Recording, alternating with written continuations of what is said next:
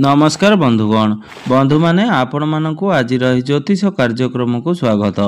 आज ज्योतिष कार्यक्रमटी कुंभ राशि व्यक्ति विशेष मानक पई बहुत गुरुत्वपूर्ण अटे, बहुत ही खास अटे। कारण आज वीडियो रे आमे माने जानिबा कुंभ राशि व्यक्ति विशेष मानकर जीवन एई महाशिवरात्रि तथा जागर परठारु बदलिबाकू जाउअछि। कारण ग्रह नक्षत्र मानकर चलन रे गोटे बहुत बड़ परिवर्तन हेबा पई जाउअछि, जहा द्वारा एमानकर जीवन रे चलथिबा समस्त दुख कष्ट एवं समस्यार अंत हेबा पई जाउअछि एवं प्रभु भोला शंकरंकर कृपारु एमानकर जीवन रे पुणी थरे खुशी फेरिबाकू जाउअछि। तेबे बंधु माने जदि आपण मानकर कुंभ राशि होई थाए तेबे वीडियोटी को स्किप न करी थरे मात्र शेष पर्यंत निश्चिंत देखंतु एवं वीडियो को गोटे लाइक करी चैनल टी को सब्सक्राइब कर दियंतु। आपण माने जदि सच्चा हृदय रे प्रभु भोला शंकर को भक्ति करुथांती विश्वास करुथांती तेबे भक्ति एवं श्रद्धार सहित कमेंट बॉक्स रे हर हर महादेव ओम नमः शिवाय अवश्य लिखि दियंतु। तेबे बंधु माने आसंतु आरंभ करिबा आज रही कार्यक्रम, जहा कि जन्म राशि एवं चंद्र राशि उपरे संपूर्ण आधारित अटे। बंधु माने बुध शुक्र एवं सूर्यंकर राशि परिवर्तन हेबाकू जाउअछि, जहा द्वारा आपणकर जीवन रे किछि बड़ हेबा पई जाउअछि। आपणकर जीवन रे चलिथिबा समस्त दुख कष्टर अंत हेबा पई जाउअछि एवं एही महाशिवरात्रि तथा जागर परठारु आपणक जीवन रे नूतन सूर्य उदय हेबा पई जाउअछि।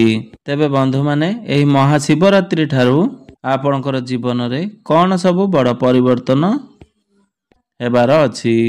तेबे बंधु माने पूर्वरु आपणकर स्वास्थ्य जनित समस्या लागी रहितिला, स्वास्थ्य खराब रहुतिला, आपणकर आर्थिक स्थिति ठीक नथिला, धन जनित समस्या लागी रहितिला, आपण धार करज करिथिले बा ऋण नेइथिले ऋण सुझी पारु नथिले, ऋणर भार आपणक उपरे बढ़ी जाइतिला, आपणकर गृह रे खुशीर वातावरण नथिला, आपणकर शिक्षा क्षेत्र रे समस्या देखा देउतिला, आपणकर अजथारे खर्च होई जाउतला, समाज रे आपणकर मान सम्मान पद प्रतिष्ठा नथिला, आपणको चाकरी प्राप्ति होई पारु नथिला, आपण संतान संतति को नै चिंता रे रहुतिले, आपणकर प्रेम जीवन रे मध्य बहुत समस्या लागी रहितिला, आपणकर व्यापार वाणिज्य रे लॉस हेउतिला। तेबे एही भली जहा भी समस्या आपणक जीवन रे चालुतिला ताहा एही महाशिवरात्रि परठारु संपूर्ण रूप से दूर हेबा पई जाउअछि एवं भोला शंकरंकर कृपारु आपणक जीवन रे पुनर्बार खुशी फेरिबाकू जाउअछि। शुक्रंकर राशि परिवर्तन हेउअछि। शुक्र जे कि धनर कारक ग्रह बोली माना जाए, शुक्र ग्रह को माता लक्ष्मींकर स्वरूप बोली माना जाए एवं आपणकर राशि पई शुक्र हेउछंती जोग कारक ग्रह। शुक्र आपणक कुंडलीर द्वितीय भाव अर्थात धन भाव रे विराजमान अछंती एवं आपणकर राशि रे शुक्र हेउचंती चतुर्थ एवं नवम भाव तथा भाग्य भावर अधिपति। तो एथिपई आपणकर धन रे वृद्धि घटिबो।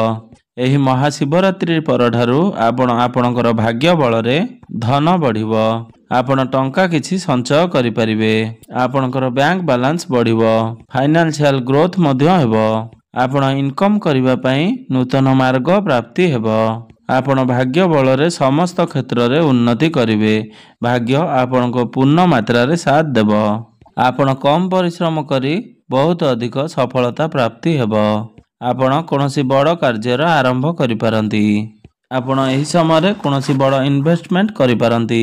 शेयर मार्केट स्टॉक मार्केट एवं ट्रेडिंग रे कार्य करथुवा व्यक्ति विशेष माननकु हठात धन प्राप्ति हेबार जोग बनुअछि। आपणकर मन धर्म आड़कू अग्रसर होई पारे, आपण धार्मिक कार्य रे मन देई पारंती, आपण कोनोसी धार्मिक स्थान को यात्रा करि पारंती, आपण एही महाशिवरात्रि परे कोनोसी जमी किंबा प्रॉपर्टी किंबा नूतन गृह आदि निर्माण करिबारे मन बळई पारंती एवं निर्माण मध्य करि पारंती, आपण कोनोसी जानवाहन क्रय मध्य करि पारंती, आपण आपणकर गृह को कोनोसी इलेक्ट्रोनिक्स जिंस किणिकिरी आनी पारंती, आपणको पारिवारिक सुख प्राप्ति हेबो, आपणकर गृह परिवार रे हस खुशीर माहौल देखिबा पई मिलिबो, ଯେଉଁ ଦମ୍ପତି ମାନେ ଦୀର୍ଘ ଦିନ ଧରି ସନ୍ତାନର କାମନାରେ ରହିଥିଲେ ତ ସେମାନଙ୍କୁ ପ୍ରଭୁ ଭୋଳାଶଙ୍କରଙ୍କର କୃପାରୁ ଏହି ଶିବରାତ୍ରି ପରେ ସନ୍ତାନ ସୁଖ ମଧ୍ୟ ପ୍ରାପ୍ତି ହେବ। ଆପଣଙ୍କର ବାଣୀରେ ମଧୁରତା ଆସିବ। ଶୁକ୍ର ଏଠାରେ ଆପଣଙ୍କ ଉଚ୍ଚସ୍ଥ ଅଛନ୍ତି ତ ଆପଣଙ୍କର ଧନରେ ସୁନିଶ୍ଚିନ୍ତ ବୃଦ୍ଧି ଘଟିବ। ଆପଣ ଚାକିରି କରନ୍ତୁ କିମ୍ବା ବ୍ୟାପାର ବାଣିଜ୍ୟ କରୁଥାନ୍ତୁ ତ ଆପଣଙ୍କର ଇନକମ୍ ନିଶ୍ଚିନ୍ତ ଭାବରେ ବଢ଼ିବାକୁ ଯାଉଅଛି। ବୃହସ୍ପତି ଆପଣଙ୍କର କେନ୍ଦ୍ରରେ ଅର୍ଥାତ୍ ଚତୁର୍ଥ ଭାବରେ ବିରାଜମାନ ଅଛନ୍ତି। ଆପଣଙ୍କର ସୁଖ ଭାବରେ ବିରାଜମାନ ଅଛନ୍ତି ତ ଆପଣଙ୍କୁ ସମସ୍ତ ସୁଖ ପ୍ରାପ୍ତି ହେବ। ଆପଣଙ୍କର କ୍ୟାରିୟରରେ କିଛିଟା ସୁଖ ପ୍ରାପ୍ତି ହେବ ତ ଆପଣଙ୍କୁ କିଛି ନା କିଛି ଶୁଭ ଖବର ନିଶ୍ଚିନ୍ତ ପ୍ରାପ୍ତି ହେବ। ଆପଣଙ୍କର ମାଙ୍କର ସ୍ୱାସ୍ଥ୍ୟରେ ଯଦି କିଛି ସମସ୍ୟା ଲାଗି ରହିଥିଲା ତେବେ ସେଥିରେ ସୁଧାର ଆସିବ। ଆପଣଙ୍କର ମାଙ୍କର ସ୍ୱାସ୍ଥ୍ୟ ବହୁତ ହିଁ ଭଲ ରହିବ। ବୃହସ୍ପତି ଏଠାରେ ବସି ଆପଣଙ୍କର କର୍ମ ଭାବକୁ ଅର୍ଥାତ୍ କ୍ୟାରିୟର ଭାବକୁ ଦୃଷ୍ଟି ଦେଉଛନ୍ତି ତ ଆପଣ ଆପଣଙ୍କର କାର୍ଯ୍ୟକ୍ଷେତ୍ରରେ ବହୁତ ଅଧିକ ଉନ୍ନତି କରିବେ। ଆପଣଙ୍କୁ ଉପର ଅଫିସରଙ୍କର ସପୋର୍ଟ ପ୍ରାପ୍ତି ହେବ। ଆପଣ ସମସ୍ତ କାର୍ଯ୍ୟକୁ ସୁରୁଖୁରୁରେ ସମ୍ପାଦନ କରିପାରିବେ। ଆପଣଙ୍କୁ କୌଣସି MNC କମ୍ପାନୀରୁ ଜବ୍ ଅଫର ଆସିପାରେ। ଆପଣଙ୍କୁ କର୍ମକ୍ଷେତ୍ରରେ ସମ୍ମାନିତ କରାଯାଇପାରେ ଏବଂ ବିଦେଶରେ ରହି ଯେଉଁ ବ୍ୟକ୍ତିବିଶେଷ ମାନେ କାମ କାର୍ଯ୍ୟ କରୁଛନ୍ତି ବା ଚାକିରି କରୁଛନ୍ତି କିମ୍ବା ବ୍ୟାପାର ବାଣିଜ୍ୟ କରୁଛନ୍ତି ସେମାନଙ୍କୁ ସେମାନଙ୍କର କର୍ମରେ ନିଶ୍ଚିନ୍ତ ଭାବରେ ସଫଳତା ପ୍ରାପ୍ତି ହେବ, ଲାଭ ପ୍ରାପ୍ତି ହେବ। ଯେଉଁ ବ୍ୟକ୍ତିବିଶେଷ ମାନେ ବେରୋଜଗାର ଅଛନ୍ତି, କୌଣସି ଚାକିରି ନାହିଁ ତ ସେମାନଙ୍କୁ ଏହି ମହାଶିବରାତ୍ରି ପରେ ନିଶ୍ଚିନ୍ତ ଭାବରେ ଚାକିରି ପ୍ରାପ୍ତି କରିବାର ଯୋଗ ବନୁଅଛି। ଆପଣ ଚାକିରି କ୍ଷେତ୍ରରେ ଚେଷ୍ଟା ଜାରି ରଖନ୍ତୁ। ଆପଣଙ୍କୁ ନିଶ୍ଚିନ୍ତ ଭାବରେ ସଫଳତା ପ୍ରାପ୍ତି ହେବ। ଆପଣଙ୍କୁ ଗଭର୍ଣ୍ଣମେଣ୍ଟ ସେକ୍ଟରରେ ଲାଭ ପ୍ରାପ୍ତି ହେବ। ଆପଣ ଆପଣଙ୍କର କର୍ମକ୍ଷେତ୍ରକୁ ନେଇ ଆପଣ ବିଦେଶ ଯାତ୍ରା ମଧ୍ୟ କରିପାରନ୍ତି। ଆପଣଙ୍କର ଲଗ୍ନ ଭାବ ତଥା ପ୍ରଥମ ଭାବରେ ଶନି, ସୂର୍ଯ୍ୟ ଏବଂ ବୁଧ ବିରାଜମାନ ଅଛନ୍ତି। ସୂର୍ଯ୍ୟ ଏବଂ ବୁଧ ଏଠାରେ ରହି ବୁଧାଦିତ୍ୟ ରାଜଯୋଗର ନିର୍ମାଣ କରୁଛନ୍ତି ତ ଏଥିପାଇଁ ଆପଣଙ୍କର ସ୍ୱାସ୍ଥ୍ୟ ବହୁତ ଖାସ୍ ରହିବ।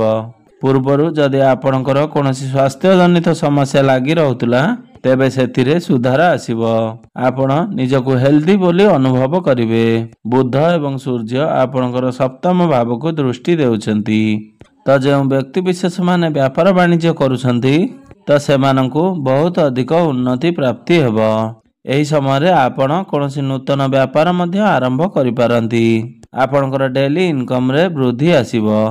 ଆପଣ ଯଦି ପାର୍ଟନରସିପ୍ରେ କୌଣସି ବ୍ୟାପାର ବାଣିଜ୍ୟ କରୁଛନ୍ତି ତେବେ ଆପଣଙ୍କୁ ଲାଭ ପ୍ରାପ୍ତି ହେବ। ଆପଣଙ୍କର ଗ୍ରାହକ ବଢ଼ିପାରନ୍ତି ଏବଂ ସପ୍ତମ ଭାବ ଆପଣଙ୍କର ବୈବାହିକ ଜୀବନର ଭାବ ତ ଆପଣଙ୍କୁ ବୈବାହିକ ସୁଖ ପ୍ରାପ୍ତି ହେବ। ଆପଣ ଦୁଇ ଜଣ ମିଶି କୌଣସି ଫ୍ୟାମିଲି ପ୍ଲାନିଂ କରିପାରନ୍ତି। ଆପଣଙ୍କର ଲାଇଫ୍ ପାର୍ଟନରଙ୍କର କ୍ୟାରିୟରରେ ମଧ୍ୟ ଗ୍ରୋଥ ଆସିବ। ତାଙ୍କ ଭାଗ୍ୟରେ ଉନ୍ନତି ଆସିବ। ଆପଣ ଦୁଇ ଜଣଙ୍କ ମଧ୍ୟରେ ବୁଝାମଣା ଠିକ୍ ରହିବ ଏବଂ ସମ୍ପର୍କ ନିବିଡ଼ ହେବ। ଆପଣ ଦୁଇ ଜଣଙ୍କ ମଧ୍ୟରେ ଅଣ୍ଡରଷ୍ଟାଣ୍ଡିଂ ଠିକ୍ ରହିବ। ଯେଉଁ ବ୍ୟକ୍ତିବିଶେଷ ମାନଙ୍କର ବିବାହ ହୋଇନାହିଁ ବା ଦୀର୍ଘ ଦିନ ଧରି ବିବାହ ହୋଇପାରୁନାହିଁ, ଆପଣଙ୍କ ଗୃହକୁ ବିବାହ ପ୍ରସ୍ତାବ ମାନ ଆସୁଛି କିନ୍ତୁ ଭାଙ୍ଗି ଯାଉଛି, ବିବାହ ସ୍ଥିର ହୋଇପାରୁନାହିଁ, ତେବେ ଏହି ମହାଶିବରାତ୍ରି ପରେ ଅର୍ଥାତ୍ ଜାଗର ପରେ ଆପଣଙ୍କର ବିବାହ ହେବାର ମଧ୍ୟ ଯୋଗ ବନୁଅଛି। ଆପଣଙ୍କର ଘରକୁ ବିବାହ ପ୍ରସ୍ତାବ ମାନ ଆସିପାରେ ଏବଂ ବିବାହ ମଧ୍ୟ ସ୍ଥିର ହୋଇଯାଇପାରେ। ମଙ୍ଗଳ ଆପଣଙ୍କର କୁଣ୍ଡଳୀର ପଞ୍ଚମ ଭାବରେ ବିରାଜମାନ ଅଛନ୍ତି ଏବଂ ଶୁକ୍ର ମଧ୍ୟ ଆପଣଙ୍କ ରାଶିରେ ଉଚ୍ଚସ୍ଥ ଅଛନ୍ତି ତ ଆପଣଙ୍କର ପ୍ରେମ ଜୀବନରେ ଆପଣଙ୍କୁ ସଫଳତା ପ୍ରାପ୍ତି ହେବ। ଆପଣ ଦୁଇ ଜଣ ମିଶି କୌଣସି ନୂତନ ଜାଗାକୁ ଭ୍ରମଣ କରିପାରନ୍ତି। ଆପଣଙ୍କୁ ଭ୍ରମଣ ସୁଖ ପ୍ରାପ୍ତି ହେବ। ଏହି ମହାଶିବରାତ୍ରି ପରେ ଆପଣଙ୍କର ଭଲ ପାଇବା ବିବାହର ରୂପ ନେଇପାରେ। ଯେଉଁ ବ୍ୟକ୍ତିବିଶେଷ ମାନଙ୍କର କଥାବାର୍ତ୍ତା ବନ୍ଦ ହୋଇଯାଇଥିଲା କିମ୍ବା ବ୍ରେକଅପ୍ ଆଦି ହୋଇଯାଇଥିଲା ତ ସେମାନଙ୍କର ପୁଣି ଥରେ କଥାବାର୍ତ୍ତା ହୋଇପାରେ, ପ୍ୟାଚଅପ୍ ଆଦି ହେବାର ସମ୍ଭାବନା ବନୁଅଛି ଏବଂ ଯେଉଁ ବ୍ୟକ୍ତିବିଶେଷ ମାନେ ସିଙ୍ଗିଲ ଅଛନ୍ତି ସେମାନଙ୍କୁ ନୂତନ ପାର୍ଟନର ମଧ୍ୟ ମିଳିପାରନ୍ତି। ଆପଣ କୌଣସି ଛୋଟ ମୋଟ ଜାଗାକୁ ଅନଲାଇନ୍ କ୍ଷେତ୍ରରେ, ଡିଜିଟାଲ କ୍ଷେତ୍ରରେ ଏବଂ ମାର୍କେଟିଂ କ୍ଷେତ୍ରରେ, ଇମ୍ପୋର୍ଟ ଏକ୍ସପୋର୍ଟ କାମରେ କିମ୍ବା କନଷ୍ଟ୍ରକ୍ସନ କାମରେ ଆପଣଙ୍କୁ ଅଧିକ ସଫଳତା ପ୍ରାପ୍ତି ହେବ। ଆପଣ ଶିକ୍ଷା କ୍ଷେତ୍ରରେ ମଧ୍ୟ ବହୁତ ଅଧିକ ଉନ୍ନତି କରିବେ। ଆପଣ କମ୍ପିଟେଟିଭ ଏକ୍ଜାମରେ ଆପଣଙ୍କୁ ସଫଳତା ପ୍ରାପ୍ତି ହେବ। ଆପଣଙ୍କର ଜ୍ଞାନ ବଢ଼ିବ, ବୁଦ୍ଧି ବଢ଼ିବ। ଜ୍ଞାନ ଏବଂ ବୁଦ୍ଧି ବଳରେ ଆପଣ ପାଠପଢ଼ାରେ ବହୁତ ଅଧିକ ଉନ୍ନତି କରିବେ। ତ ଏହି ମହାଶିବରାତ୍ରି ପରେ ଯଦି ଆପଣଙ୍କର କୌଣସି ଏକ୍ଜାମ ରହିଛି ତେବେ ସେଥିରେ ଆପଣ ନିଶ୍ଚିନ୍ତ ଭାବରେ ଉନ୍ନତି କରିବେ। ତେବେ ବନ୍ଧୁମାନେ, ଆପଣ ଏହି ମହାଶିବରାତ୍ରି ପରେ ଆପଣ ସମସ୍ତ କ୍ଷେତ୍ରରେ ଉନ୍ନତି କରିବାକୁ ଯାଉଛନ୍ତି। ଆପଣ ଯଦି ପୂର୍ବରୁ କିଛି ଧାର କରିଥିଲେ କିମ୍ବା ଋଣ ନେଇଥିଲେ, ଆପଣ କରଜକୁ ଶୁଝିବାରେ ସକ୍ଷମ ହୋଇପାରୁନଥିଲେ, ତ ଏହି ମହାଶିବରାତ୍ରି ପରେ ଆପଣ ସମସ୍ତ କ୍ଷେତ୍ରରେ ଏବଂ ସେ ଋଣକୁ ଶୁଝିବାରେ ସକ୍ଷମ ହେବେ। ଏବଂ ପୂର୍ବରୁ ଯଦି ଆପଣଙ୍କର କୋର୍ଟ କଚେରୀରେ କିଛି ମାମଲା ଚାଲୁଛି ତେବେ ସେହି ମାମଲା ଆପଣଙ୍କ ସପକ୍ଷରେ ଯିବ। ଆପଣଙ୍କୁ ଆପଣଙ୍କର ପିତାଙ୍କର ସାହାଯ୍ୟ ସହଯୋଗ ପ୍ରାପ୍ତି ହେବ ଏବଂ ଆପଣଙ୍କର ବଡ଼ ଭାଇ ଭଉଣୀଙ୍କର ସହିତ ସମ୍ପର୍କ ମଜବୁତ ହେବ। ଏହି ମହାଶିବରାତ୍ରି ପରେ ଆପଣ ସମସ୍ତ କ୍ଷେତ୍ରରେ ଉନ୍ନତି କରିବାକୁ ଯାଉଛନ୍ତି। ତାହା ଆପଣଙ୍କର ଶିକ୍ଷା କ୍ଷେତ୍ରରେ ହେଉ କିମ୍ବା କ୍ୟାରିୟର କ୍ଷେତ୍ରରେ ହେଉ, ଆପଣଙ୍କର ସ୍ୱାସ୍ଥ୍ୟରେ ହେଉ କିମ୍ବା ବ୍ୟାପାର ବାଣିଜ୍ୟରେ ହେଉ, ଆପଣ ସମସ୍ତ କ୍ଷେତ୍ରରେ ଉନ୍ନତି କରିବାକୁ ଯାଉଛନ୍ତି। ଆପଣ ଅଧିକ ଶୁଭ ଫଳ ପ୍ରାପ୍ତି କରିବା ପାଇଁ କିଛି ସରଳ ପ୍ରତିକାର ବିଷୟରେ ଜାଣି ନିଅନ୍ତୁ ଏବଂ ଉପାୟ ଗୁଡ଼ିକ କରନ୍ତୁ।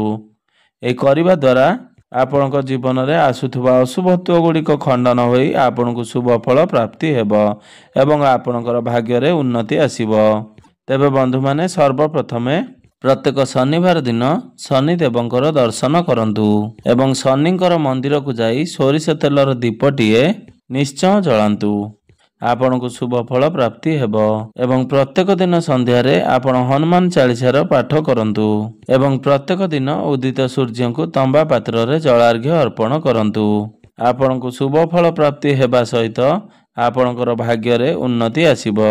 ତେବେ ବନ୍ଧୁମାନେ, ଆପଣଙ୍କର ଜୀବନ ମଙ୍ଗଳମୟ ହେଉ, ଏହା ହିଁ ଈଶ୍ୱରଙ୍କ ନିକଟରେ ମୋର ଏତିକି କାମନା। ଧନ୍ୟବାଦ।